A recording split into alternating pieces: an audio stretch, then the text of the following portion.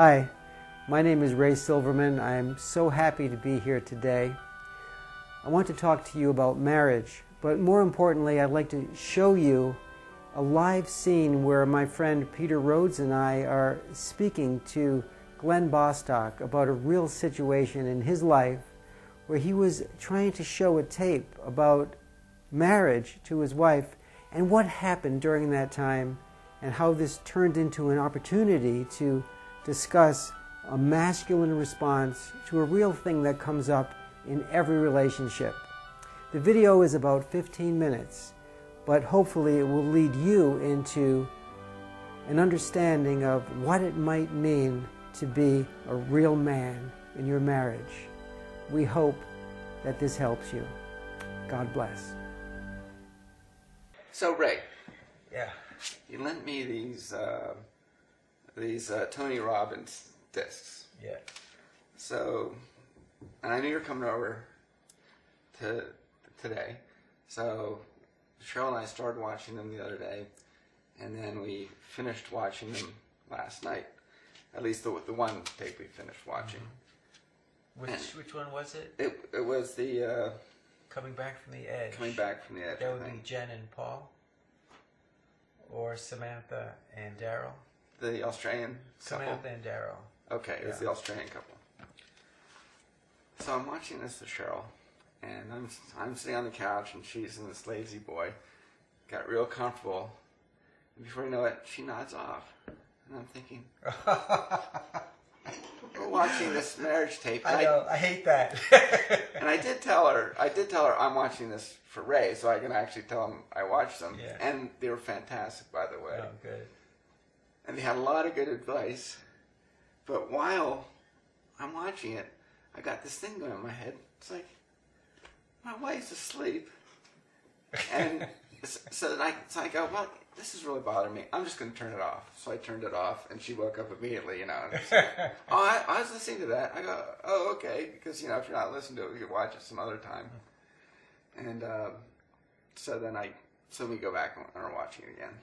And I've got two voices in my head. One is I'm not happy with this situation with her nodding off, and then she does nod off again before I know it. So I know she's asleep. And the other voice I have in my head is Peter, and all these things I've been learning about, If you're disturbed, you gotta let it go. I knew all the rules, but I realized this is a real addiction, because I can't help myself from feeling negative about this. Yeah. I know all the rules. I've been talking to Peter and you for years. So it's like, well, this is bothering me so much, I can't control this. I'm just going to turn the TV off again. So I turned it off again. My wife and I started working on something else. My wife woke up and said, asked me about turning it off. And somehow she could read that I wasn't, I wasn't saying anything, but she could read that I wasn't really excited about this. And I thought, in all my wisdom, that this is a good lead-in to talk about some marriage issues. And it was a good lead-in. It's great. And we created some more marriage issues right then on the spot. Glenn feels frustrated. He's been watching the Tony Robbins videos, and he sees how quickly people are able to work through their long-standing marriage issues. But his wife has fallen asleep.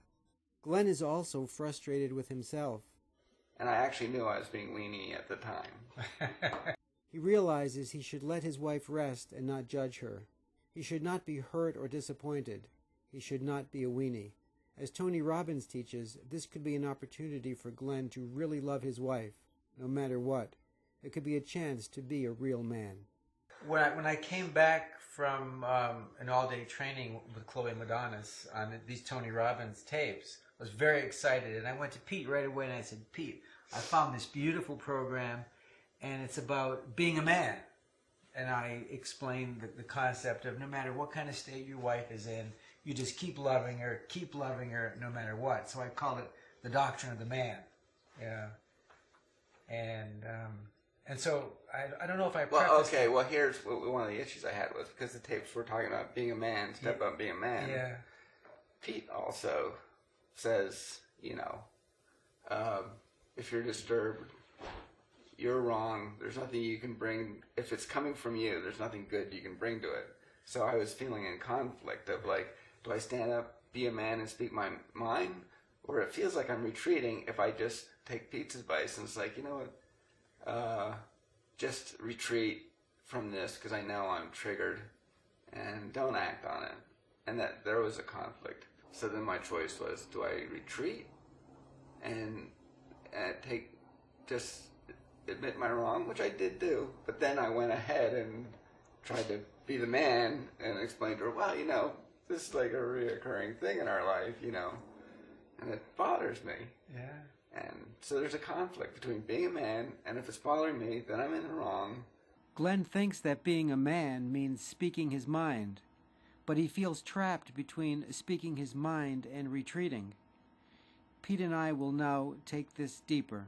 You have defined a universal situation. Anyone can step into this from any angle. So now I can go into, and my wife and I started to go into our history of like, well, here's examples where I haven't been happy where you've done the same thing, and then we started giving examples and say you can very quickly see this is going nowhere. Right. Well, let me just interject. You're in what we call step one. You're thinking, you figure out the right thing to do, and your life is unmanageable, and your relationship's unmanageable. Right. Beelzebub's not going to cast out Beelzebub, and they're legion.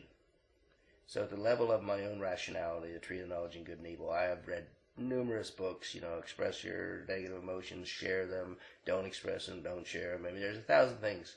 Step 2 in a 12-step program, which is just an emergency program for people in spiritual trouble. Oh, there is a higher power. Step 3 is you better turn this over to a higher power. You're totally incapable of this. The hells are playing with you. It's like a cat playing with a mouse. They'll push you that way. They're just softening you up. They just know the more afraid you get, the more tender you get. They're killing you. So for me, it's like, oh my gosh, I'm in hell. I'm in the state of fear. I'm in the state of anger. I'm in the state of self-pity. Or, in that state, I think from that state. Beelzebub's not going to get me out of here. Pete mentions Beelzebub. It's a reference to Jesus' famous statement about Beelzebub, who is also called Satan. As Jesus puts it, Satan cannot cast out Satan. In other words, if we are in a negative state, no amount of talk will get us out of it. We need God. We need prayer. We can't rely on our own ego.